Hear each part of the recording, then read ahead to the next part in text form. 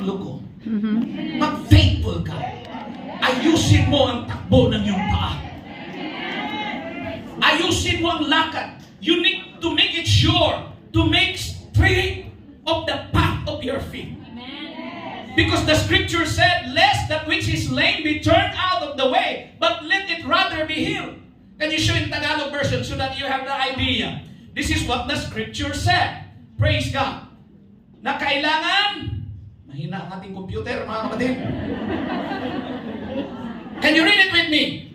At magsigawa kayo ng matuwid na landas ng inyong mga paa upang wag maligaw ang pilay, kundi bagkus gumaling. There are many new converts in the church that sometimes they were being offended, sometimes with our behavior and character because we did not walk properly as a Christian. Everybody shout amen. Amen. Sa church, whether you believe me or not, may mga pilay pa rin sa church. Hindi lang ma-invite sa birthday party doon sa third floor, napilay na kaagad ang ugali, ang espiritu.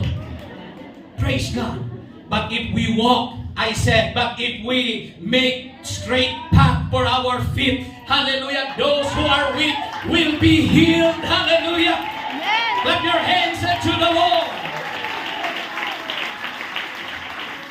Prophet Isaiah have a very nice, praise God, writings according to the move of the Holy Ghost.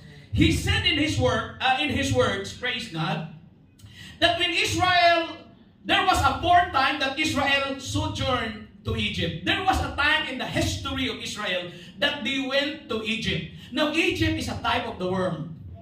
Egypt is a shadow of materialism. Praise God.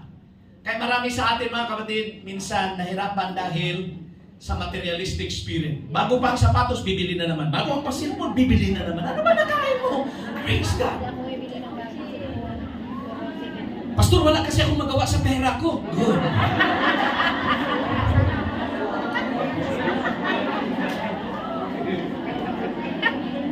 Tapos pagdating sa changing gifts, $20 lang, reklamo na.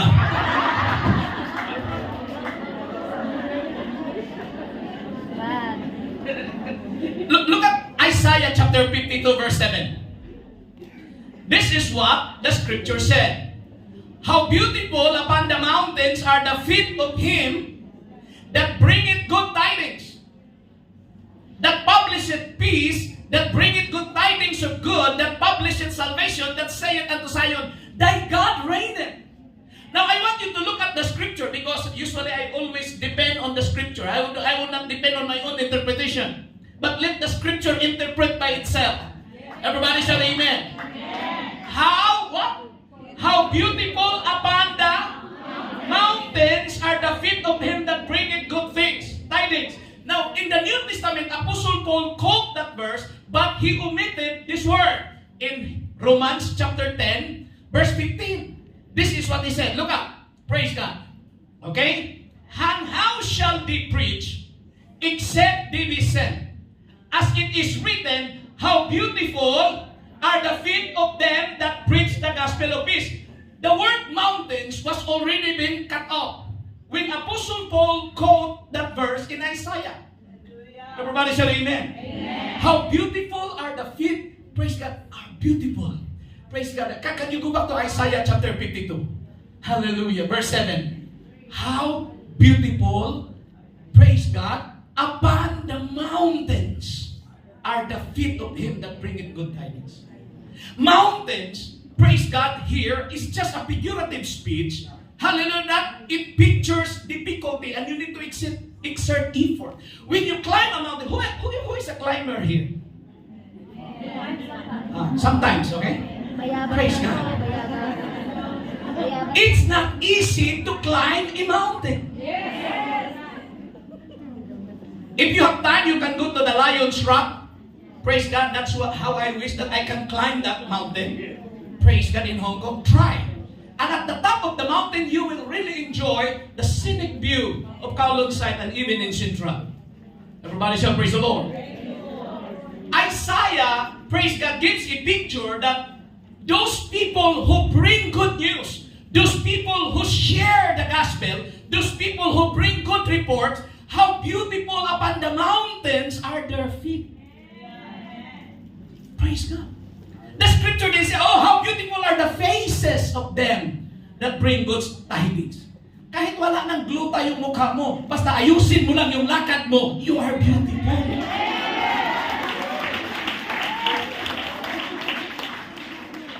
Everybody shall amen? Amen. Makinis nga ang mukha mo, pero ang ugali hindi naman, di pala rin. The beauty that the prophet is speaking here, praise God, if you bring, you are the bearer of the good news. But when Paul quoted it in Romans, hallelujah, he omitted the word mountains. Tinanggal niya ang salitang mountain. Praise God. And you will ask, why Pastor Plaza, Apostle Paul omitted the word mountains? Because he said, how beautiful are the feet of them that preach the gospel of peace. Hallelujah, because the message, hallelujah, of the new birth experience, the repentance of baptism in the name of Jesus, Holy Ghost baptism, praise God, hallelujah, it's now very easy to share. Unlike before, it's not easy to share. As if you are climbing a mountain. Everybody shout amen. Amen. Jesus Christ has already, hallelujah, sacrificed on the cross. He did the difficult part. Now we have the story. Now we have the good news to share. Hindi na po mahirap mag-share dahil siya na ang naghihirap para meron tayong balita. Clap your hands unto the Lord. Yung palagpak mga kapatid na natutuwa si Lord. Thank God of what He did on the cross. Our part now is to share. I-chismis natin si Jesus. Praise God. I-marites natin si Jesus. Huwag yung amo mo, huwag yung husband mo i-marites, huwag yung ugali na si Jesus lang po. Why we need to share Jesus? Because Jesus is the perfect one, sinless one. Hallelujah. He is the King of Kings and He is the Messiah. Clap your hands unto the Lord. Hallelujah. But Pastor Plaza, I have no word to share. Hallelujah. I have no verse to share. David wrote in his psalm, in Psalm 68, verse 11. This is what he said. The Lord gave the word. Great was the company of those that publish it. If you want your feet beautiful, if you want the journey of your feet meaningful, publish the word that you receive. What do you mean by that? Share. Hallelujah, your testimony. Share the story how the Lord changes your life. Sabihin mo sa iyong katabi, doon sa labas mga kapatid, sa Jollibee, doon sa Central. Alam mo, Mari, ang sama talaga ng ugali ko noon. Pero ngayon, subukan mo, di ba?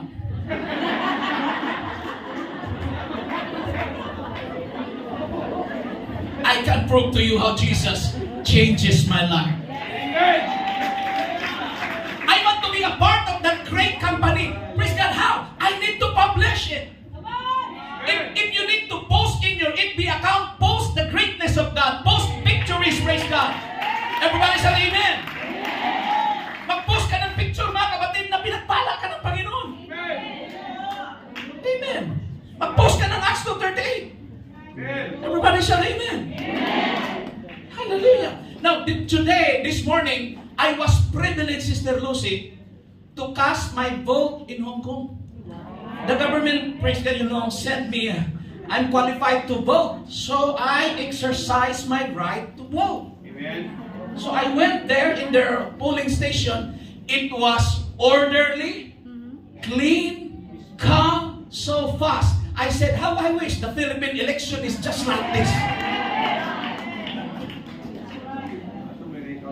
So very organized. Efficient. Praise God.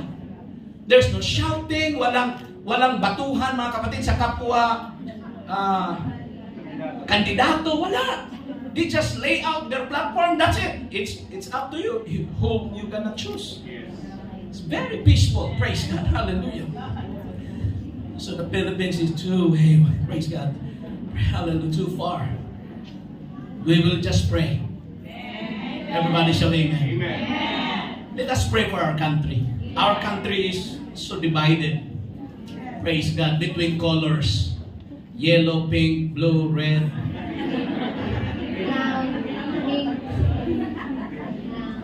I think we can go back there and we will choose a color, maybe purple or pink. There is pink already. Everybody shall praise the Lord. But that's the journey of our country. Praise God. Every president, praise God, whoever's the president, there's always marching on the streets. There's always, praise God, clamor, praise God. Every president, kahit sino presidente, may magmarcha pa rin.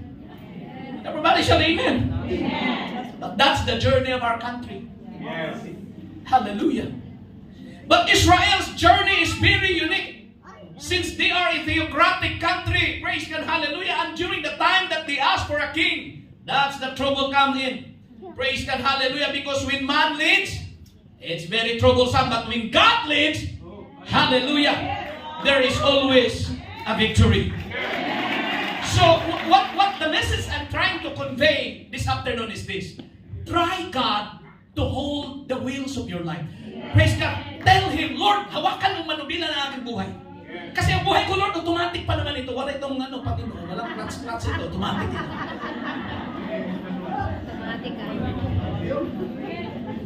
Everybody shall amen. Panginoon, hawakan mo ang buhay ko. Lord, hold my life. I decided to get married, Lord, but Lord, hold my life. This is a journey that I'm going to take and I don't know. It's unknown for me. Gusto kong magkaroon ng 2 anak, Panginoon, pero ang husband ko nagsasabi, 10 daw.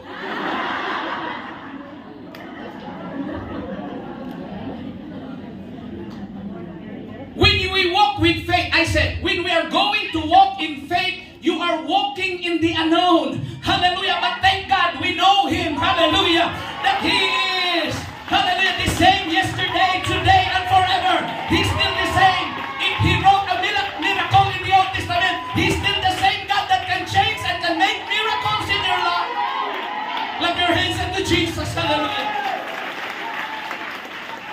The Lord will give the word. I said the Lord will give the word. And you have now, and I have the responsibility to publish it, to share. Hallelujah. If I want to be part of the great company that publish the word of the Lord. I want my journey in my life to become more spiritual. Everybody shout amen. There is a story, praise God, in Psalms 105, verse 17 to 20. In this story, you can see 3 things here. Hallelujah. Experience in the journey, growth while in the journey, and the reach and impact during the present journey. Hallelujah. In our journey of life, if you are been working in Hong Kong for so long, you have all now the experience and you can tell the experience. If you will fill up, praise God, a biodata or CV, praise God, you will ask so many pages because your experience is too long. Lots of experience being OFW. Everybody shout amen. You can tell a story, praise God, based on your experience when you send money in the Philippines. Oh, I experienced that, Pastor Plaza. I sent 50,000 and then the next week they said it's gone. Oh, I experienced that. Some of you in the journey being an OFW experience a scam. Na-scam ka either online o kaya na-scam sa pag-ibig. Everybody shout amen. But that's all part, I said that's all part of the journey of your feet. But I said to you, if Jesus is with you, your journey is quite different than the journey of the people in this world. Clap your hands unto the Lord.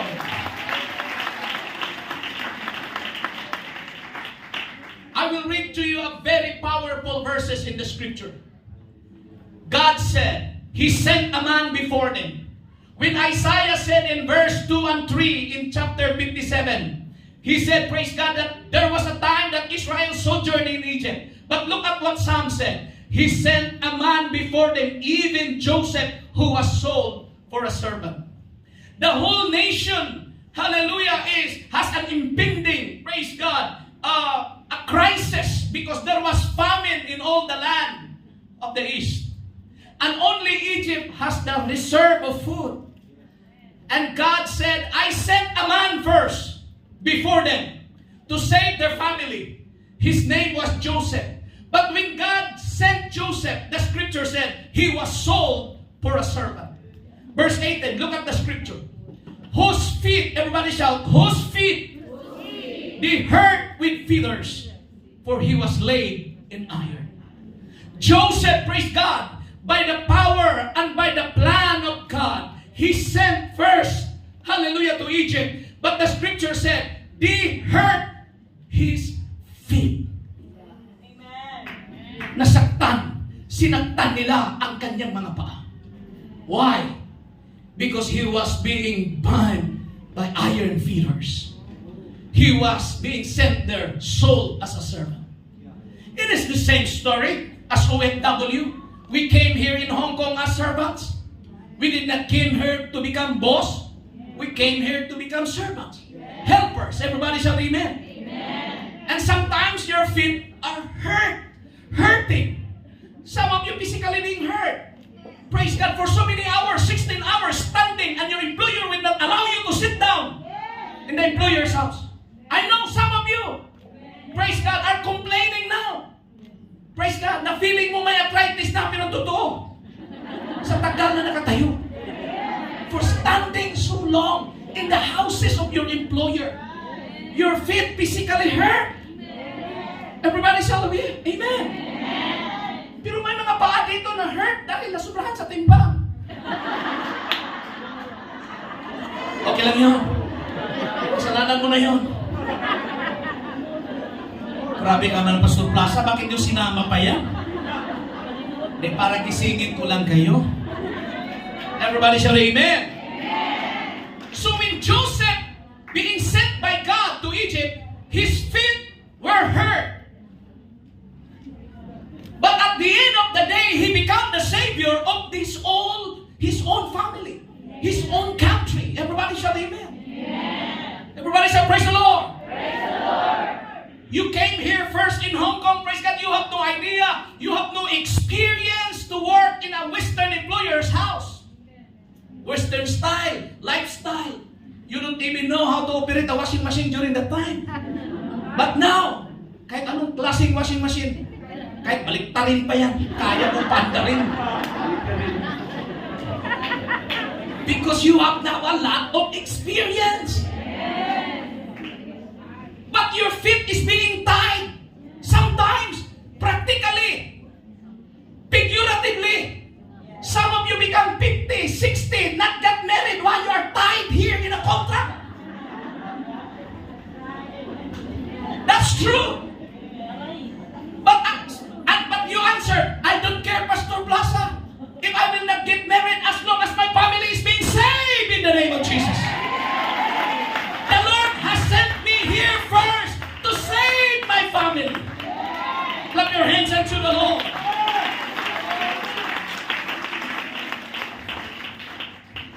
Yes, Joseph suffered. The journey of his feet is not easy. He was being accused by the wife of Potiphar. Sometimes some of you who are really physically beautiful, your mom will get, jealous. That's true. We have reports like that. Why you are being terminated? Oh, my mom is so jealous because the attention of my share is on me. Pakining-kiting ka rin eh.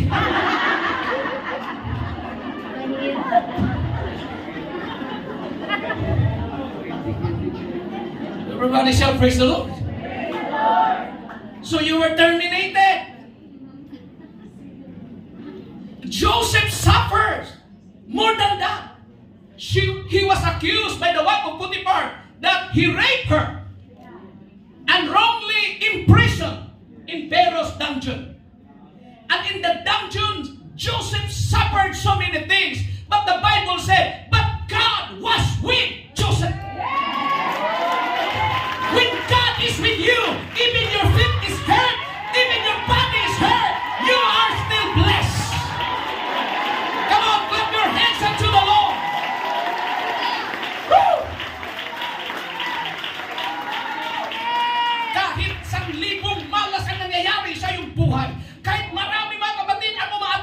iyong buhay, make it sure that the presence of God is with you. Because at the end of the day, He will lift you up. He will promote you.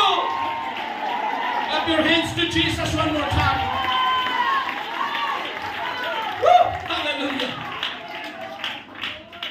Look at what the scripture, how the scripture defines the life of Joseph. Verse 19 says, look at the scripture. His feet were hurt. They hurt his feet with iron fetters. And then what happened, Pastor Plaza? Until the time that His word came, and the word of the Lord tried Joseph. He was in prison. He was wrongly accused. Hallelujah. His life was miserable. But Joseph felt that the presence of God was with him. But when the word of God came to him in a dream, but when the word of God came to him in a vision, Joseph, you need to interpret the dream of the king.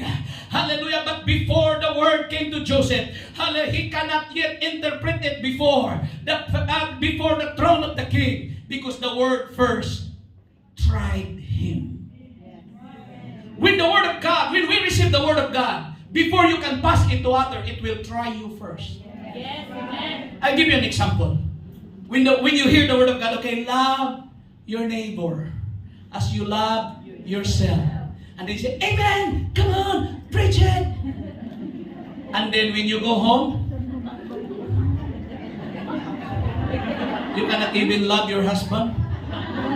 You cannot even love your co-worker. The word of the Lord will try you first. Oh, yes. Oh, I receive Malakay 3:10 tithing. We need to give tithe so that God will bless us. But the word of God will try you first. Will you give or not? Oh, there's a message of repentance, forgiveness. Will you forgive? So lahat ng pinapalakpakan natin dito sa church, everything that we say amen in the church, you receive the word, but it will try you first. The word of God will try you first. Because if we will share to others, sabihin natin, oy, wag ka nang magbisyo sa buhay. Nakakasira yan sa lungs. Ikaw? Di ba? Minsan magaling tayo mag-advise, uy, mag-save na tayo, mag-impo kayo. Pero ang nagsabi, wala.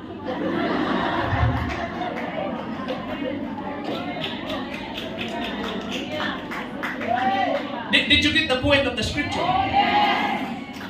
When Joseph was tied in the prison, because the journey of his feet is very ridiculously, praise God, unfortunate, hallelujah, in his life. It was, praise God, very negative, painful story. But Joseph did not know that God sent him first to save a country. Oh, yes. Everybody shout amen. Yeah. When did Joseph realize all these things? When the word came. When the word came. Verse 20, here we go. The scripture said, the king sent, loose him, even the ruler of the people, and let him go free. There is freedom when we receive the word, but there is freedom when we obey the word. Hallelujah, when we live in the word, there is more freedom. Praise God. Mas malaya ka pag sundin mo ang salita. Mas malaya ka, mga kapatid, pag tinutupad mo ang salita ng Diyos. Everybody say, praise the Lord. Praise the Lord. That is why the scripture said in Hebrews, you need to make the paths of your feet straight. Yes. Verse 14 in that scripture, Sister Ribbon, hallelujah. Praise God. The scripture said also that without peace and holiness, no man shall see the Lord. Ayusin na natin ang lakad sa ating buhay. Hindi ito pagpamember ng New Life Fellowship. This is not about membership of every group or unit. This is about how we journey, how we put a step, praise God, every day. Hallelujah, in our lives. Follow peace with all men. Kaibiganin mo ang lahat. Pastor, imposible yan. Imposible sa'yo. Dahil yung gusto mong kaibiganin, hindi nagbayad ng utang, pero sa Diyos, posible. Follow peace with all men.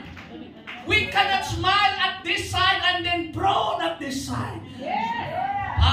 with all men and holiness. Hallelujah. So many people in the church, they don't like holiness topic. Praise God. But holiness is very important because without peace with all men, without holiness, no man shall see the Lord. I want to see the Lord. I want to go with the Lord. I want to live in the Lord in eternity. Everybody say, praise the Lord. Verse 15, and I'm going to italize this line. Looking diligently. Everybody shout, looking diligently. Looking diligently. Titigan mo, hindi yung katabi. Titigan mo ang salita.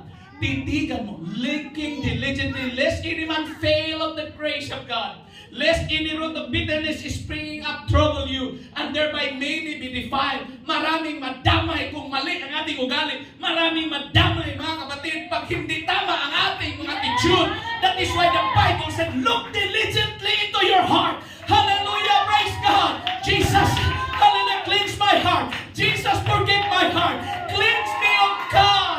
Renew a right spirit within me. Because I don't want everybody or somebody to be defiled just because I did not walk properly before your presence.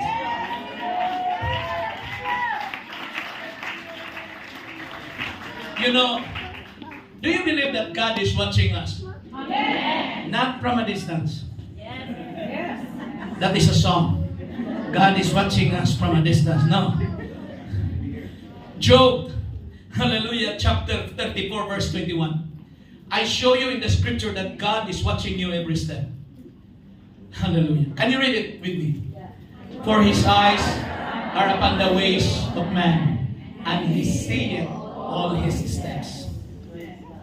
The journey of our feet, hallelujah, is monitored by God. Every step we move, every step we take, God knows where you're going. The step for tomorrow is not yet being executed, but God knows already. If He knows already, Pastor Plaza, it's very confusing. I want Him to direct my step.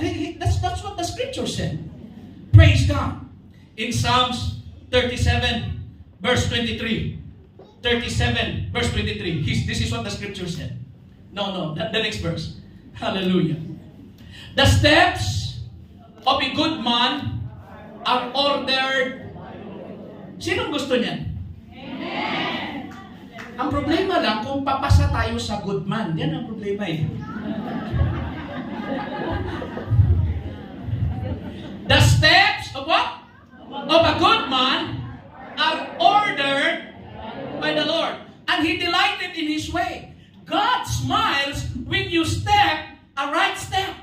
God smiles and God approves your life, praise God, if you are walking every day, hallelujah, according to His will. And we can be assured of that when we surrender our lives, our will to God. Because our goodness is not enough, but the goodness of Christ that we have in water baptism, in Holy Ghost baptism, we are wearing not our own goodness, because our own goodness is just a filthy rags before God. But the goodness of Christ, the righteousness of Christ that we put on, being a new man in Him. That is why every step, He delighted in Him. Bawat hakbang mo, natutuwa si Lord. May nanligaw sa iyo, Panginoon, sagutin ko ba yan siya, Lord? Ito namang ibang pinusupo, bakit idamay-damay mo pa si Lord? Oo lang o hindi. But because you want it to make it sure that every decision you take, God is always with you. Everybody say, praise the Lord. We become good men and women not by the virtue of our own righteousness. But the scripture said, by the righteousness of Christ being imputed to those who believe in Him. Our goodness is just imputed to us. Praise God, by the goodness and the righteousness of Christ. That is why it is very important to believe in Christ, to obey His word, to love Him with all of our heart, above all, to love Jesus Christ. Because when you come to church, you decided this morning, praise God, guests and visitors, thank you for coming. We are so happy to have you. Because there was a part in your life that the journey of your feet, new life becomes a part of it. May isang Sunday na ikay nakadaan dito para hindi pumarking. Di ako kasi, pastor, gusto kong magparking sa church. You come here because it was designed and ordered by God. So many apostolic Christians in the Philippines who wants to tour in Hong Kong, they message me. Pastor Plaza, we are going to visit Disneyland. We're going to visit Macau, but on Sunday, we'll come to church. Praise God. And I asked him, who is your pastor? He said, this pastor is good. They're teaching. Because their members, praise God, is being rooted that during Sunday, what they are going to sing, praise God, is the church of God. Hallelujah. Not the characters in Hollywood. Everybody shall be there. Hindi nila hinanap si Mickey Mouse. Si Jesus ang una nilang hinahanap. Kasi ang Mickey Mouse ng Hong Kong ay Pilipina. Paano mo nalaman, Pastor Plaza? Dahil nung naapakan ng paa ni Mickey Mouse, ang sabi niya, aray.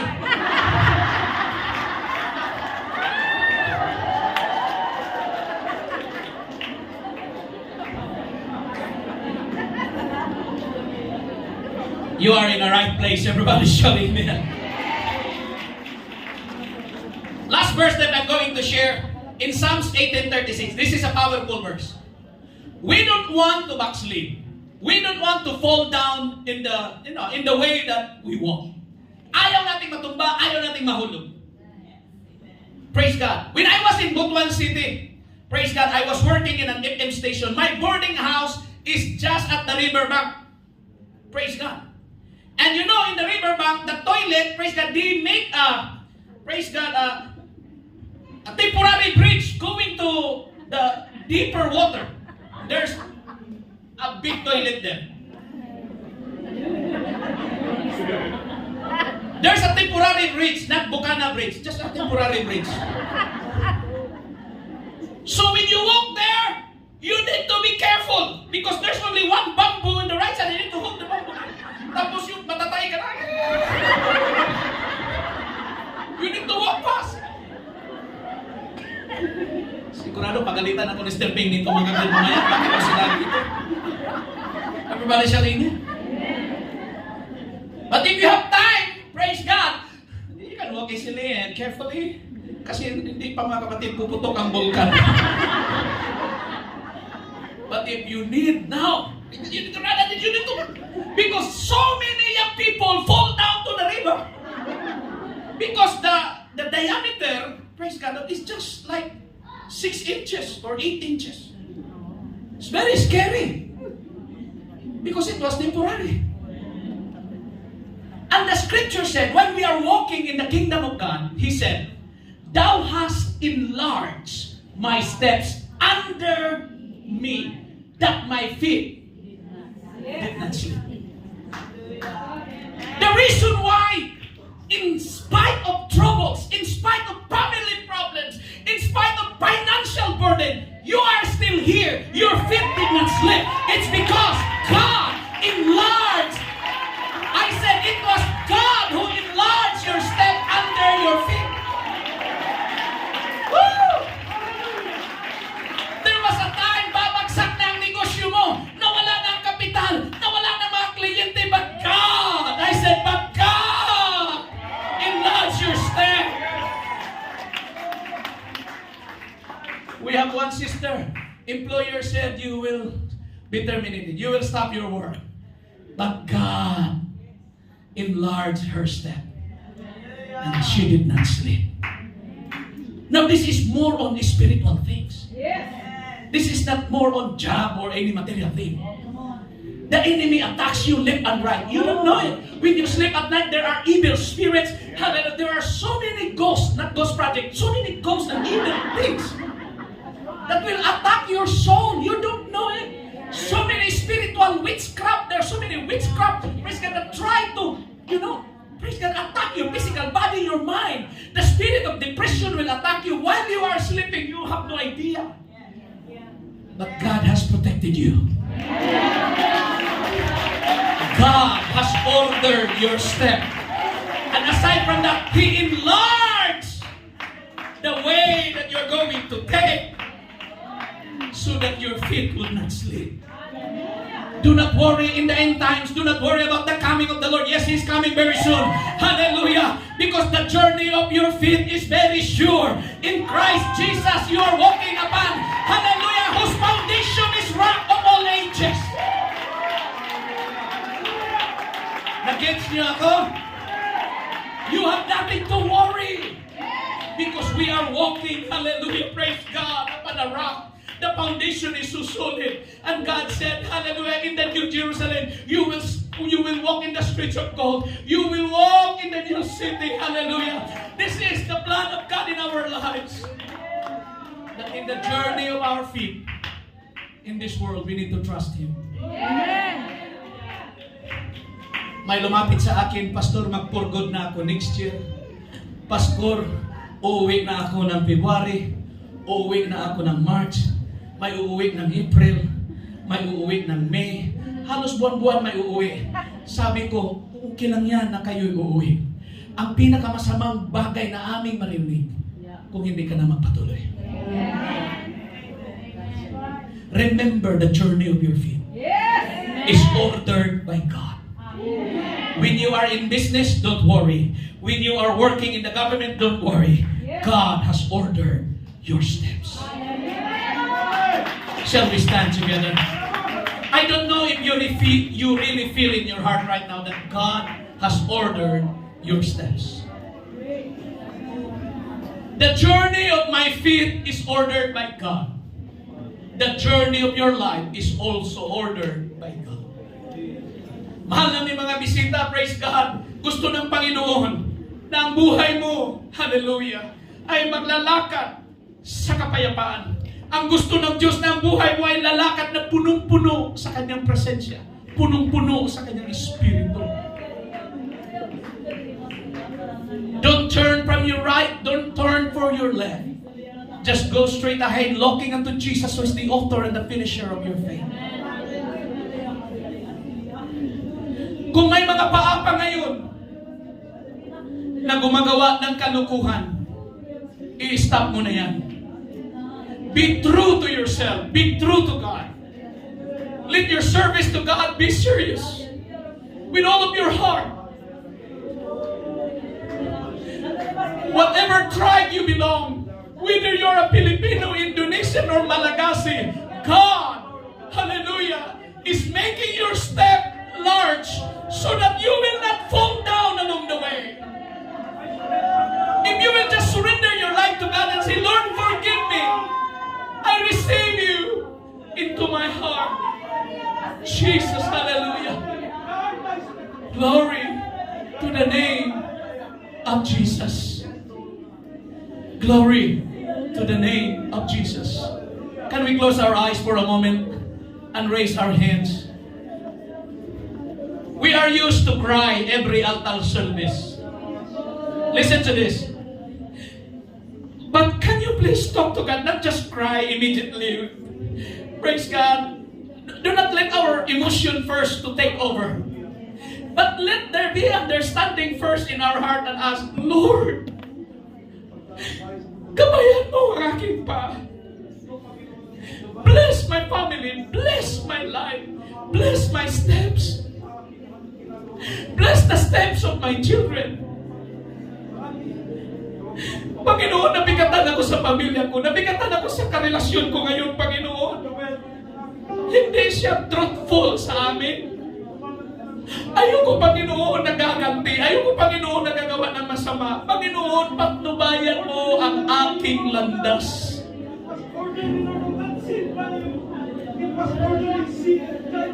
New life. Wala nang pinakamaganda pa na isama sa hakbang ng iyong buhay. Si Jesus.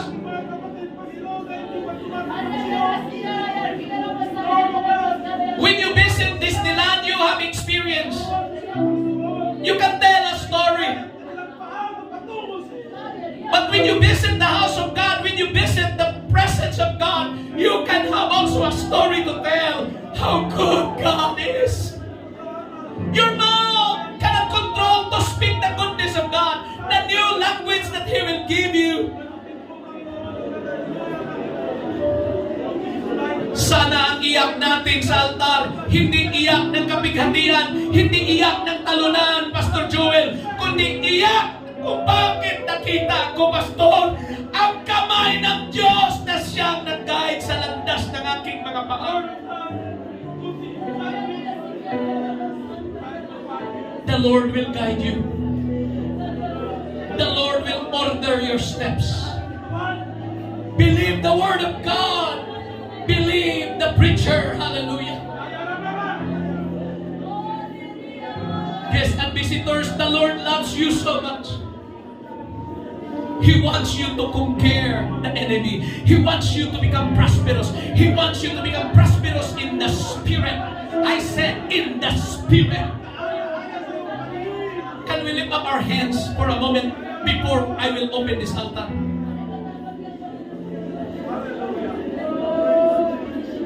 Lead me, Lord. Lead me, Lord. Lead me, Lord. Before you will come to this altar, you ask forgiveness first. Lord, patawarin mo ako sa mga araw na hindi kita sinama sa mga hakbang ko. Patawarin mo ako sa mga araw, Panginoon, na sa mga desisyon na hindi kita sinama. Forgive me, Lord, on the days that I did not allow you. I did not tell you about what I'm going to do. But in all my ways, I will acknowledge that Kondro Shanda Ekasanda Lese Hikorobo Shanda Rababakasanda Namaya. Kung sino yung nakaramdam na lumapit sa altar, pero yung palagi na nag-speak in tongues, dyan muna kayo. Yung mga hindi pa nakareceive ng Holy Ghost, yung may karamdaman sa kanilang katawan, yung may mga kabigatan sa kanilang puso, I open this altar for you. I open this place for you. Your success cannot be measured by money, but it is the presence of the Lord. Sister Risa, the reason why you're standing in the church right now, it is because the Lord has ordered your steps. The Lord wants to bless you. The Lord wants to guide you. But you need to open your heart to Him and tell God, Lord, I want you to be in my life. If you want the baptism of the Holy Spirit right now, hallelujah, this is the journey of your feet. That you will experience the baptism of the Holy Ghost. Come on, cry out to the Lord.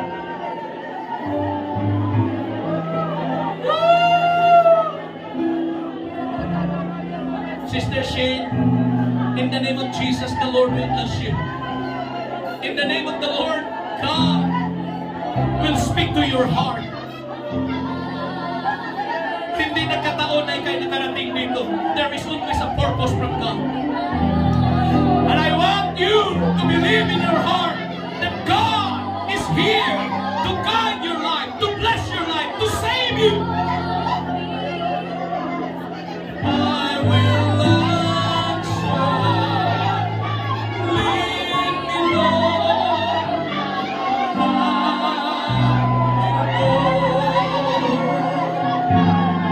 Lead me, Lord.